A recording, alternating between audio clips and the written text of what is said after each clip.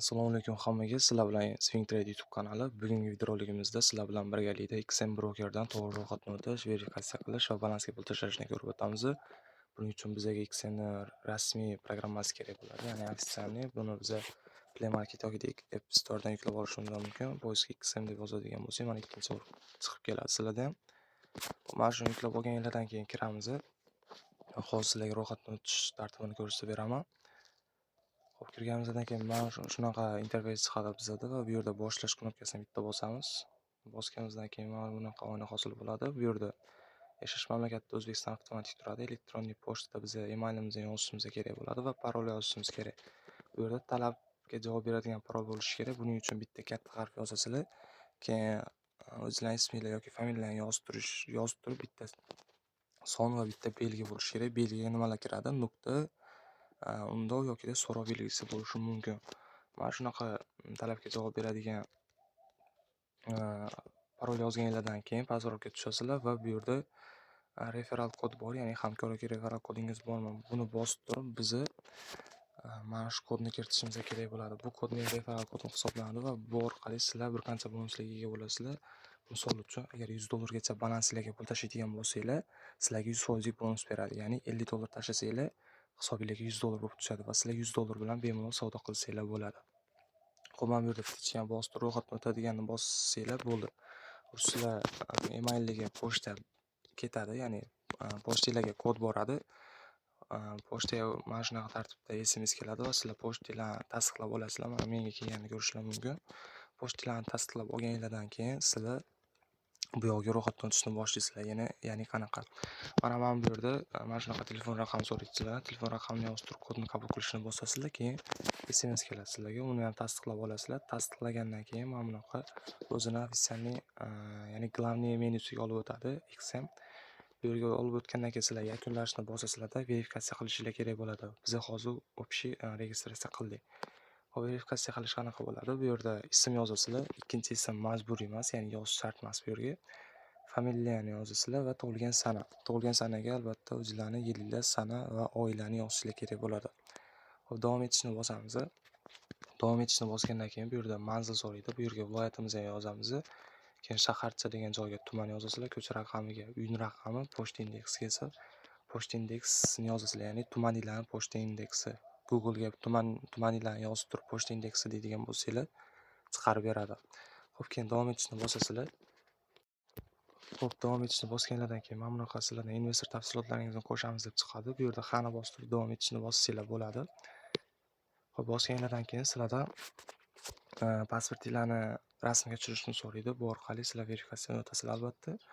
Xo'p, davom etishni bosganlardan keyin sizlarda mana bunaqa oyna hosil bo'ladi, ya'ni ikki etapli verifikatsiya tizimi. Ya'ni bu yerda birinchi etapda sizlar pasportinglarni oldi orqa tomonini rasmga tushirib yuklashingiz mumkin. Ikkinchi etapda esa yuzlarni skaner qilishingiz mumkin. Va shu orqali sizlar verifikatsiyadan o'tib olasizlar. Xo'p, bu yerda tasdiqlashni boshlashni bosganingizdan keyin sizlarda mana bunaqa oyna hosil bo'ladi. Bu yerda ID karta va pasport bo'ladi. Va bu yerda sizlar o'zingizlarga qulayini tanlab olasizlar, ya'ni yoki ID karta yoki pasport. Agar prava bilan o'tadigan bo'lsanglar, pastda driving litsenziya turibdi. Mana shuni bosib turib ham verifikatsiyadan o'tib olsanglar bo'ladi. Xo'p, keyin mana shunaqa oyna hosil bo'ladi sizlarda. Mana upload your ID card deyapti, ya'ni o'zingizlarni ID kartalarini rasmga tushirishlar kerak. Bu yerda continue bosganlardan keyin mana old tomonni yuklaysizlar, orqa tomonni yuklaysizlar va yakunlashni bosasizlar. O'zi avtomatik keyin verifikatsiyadan o'tadi va asosiy menyuga bosganlardan keyin, ya'ni XMda hozir hisobimga kirib olaman. Xo'p, mana hozir hisobimga kirib oldim. Hisob kirgandan keyin o'ng tarafda mana odamcha rasmi turibdi. O'shani bosganingizdan keyin sizlarda mana shunaqa oyna hosil bo'ladi isminglar bilan va pastda mana bu yerda tasdiqlash windows tekshirilgan turibdi, ya'ni o'sha verifikatsiya o'tilgan. Sizlarda esa mana shu kutilmoqda turadi va 1 soatning ichida sizlarga mana shunaqa tekshirilgan deb turadi, agar mana shu ko'rsatgan bo'yicha to'g'ri tartibda qilsanglar.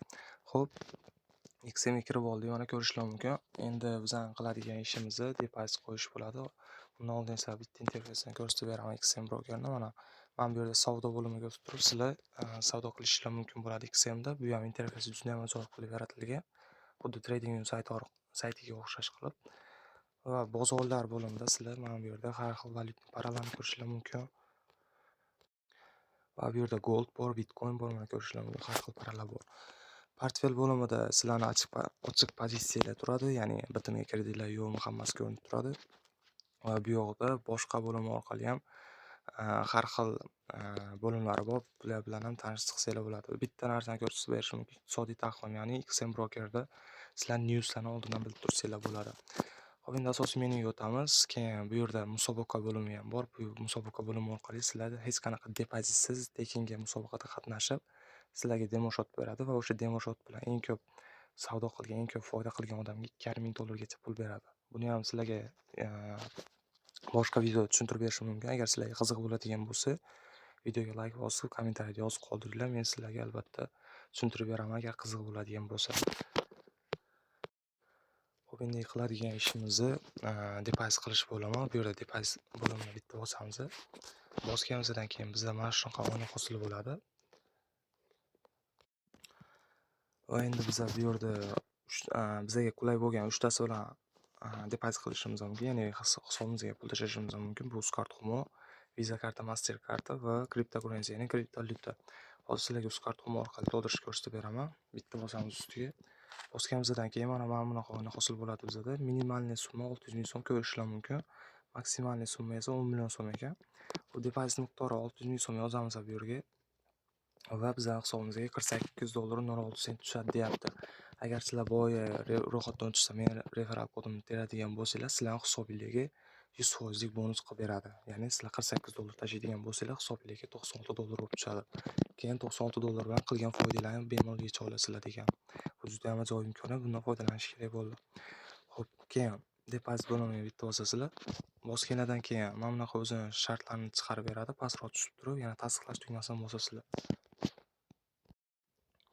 Xo'p, bosganimizdan keyin bizani to'lov saytiga olib o'tadi va bu yerda kartaga o'tkazishni bitta bosib turib, Humo yoki Uzcard tanlaymiz.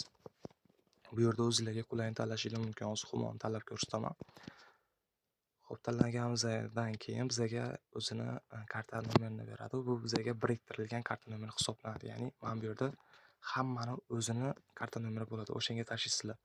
Mana bu yerga ko'rishinglar mumkin, 10 minut vaqt beradi. 10 minut ichida biz rovna 600 ming so'm pul tashlashimiz kerak. 1 so'm kam ham emas, ko'p ham emas. Mana shuni ham e'tiborga olishinglar kerak. Xo'p, buni pul hisobimizga pul tashlaganimizdan keyin mana shu 19.70, masalan, men hozir 600 ming so'm tashlayman va meni hisobimda sirasi 48 dollar 96 dollar tushadi promotor orqali. Xo'p, Uzcard Humo orqali depozit qilishni ko'rsatdim. Endi kriptovalyuta orqali depozit qilishni ham ko'rsataman. Mana buni ustiga bir marta bosamiz. Bosganimizdan keyin mana shunaqa oyna hosil bo'ladi. Kriptovalyuta hamyonini bosib turib, biz bu yerdan USDT ni tanlashimiz kerak. USDT ni tanlaymiz va bu yerdan ko'rishlar mumkin, minimalni 50 dollar turibdi. Ya'ni minimal balans solish 50 dollar hisoblanadi. Boyagi promo kod bilan hisobingizga 100 dollar bo'lib tushadi bu ham. Xo'p, bu yerdan bitta ichkalarni bosamiz va depozitni bosamiz. Va bu yerda savdo shartlarini ko'rsatib beradi, ya'ni depozit qo'yish shartlari. Bu yerda ogohlantirish beryapti. BEP20, HRC yoki ERC20 tarmog'iga yuborib qo'ymasligimiz kerak, ya'ni manzilga yuborish. Mana shunga e'tiborli bo'lasizlar. Pastroq tushamiz va tasdiqlashni bosamiz. Biz faqat ERC20 orqali tashlaymiz bu balansimizga pulni. Xo'p, mana bizdan уже so'rayapti, ya'ni choose protocol for USDT deyapti, ya'ni tarmoqni tanla. Biz bu yerda pastroq tushadigan bo'lsak, mana Tron ERC20 turibdi, ko'rishlar mumkin. Mana shuni ustiga bir marta bosamiz va bu yerda mana 50 dollar rovna tashlashimiz kerak va to this adres, mana bizga adres berdi. Mana shu adresga men hozir 50 dollar tashlayman va hisobimga sirasi pulni tashlab berishadi. Bunga vaqt 1 soat, ya'ni 1 soat ichida mana shu adresga biz pul tashlashimiz kerak bo'ladi. Xo'p, mana depozit qilishni sizlarga ko'rsatib o'tdim. Depozit qilganingizdan keyin sizlarning hisobingizda mana shu yerda balansingizda pul yozilib turadi. Hozir men buni ustiga bir marta bosadigan bo'lsanglar, ko'rishlar mumkin, bu yerda haqiqiy va demo turibdi. Mana bizda haqiqiy shot, ya'ni realniy shot. Xo'p, endi buni MetaTrader 5 ga ulashishni ko'rsatib beraman. Hozir buning uchun boshqarishni bitta bosishimiz kerak. Pastroq tushamiz va MetaTrader login tafsilotlari mana ko'rishlar mumkin. Mana shuni ustiga bir marta bosamiz va bizda o'zimizning serverimiz va loginimizni beradi bu yerda.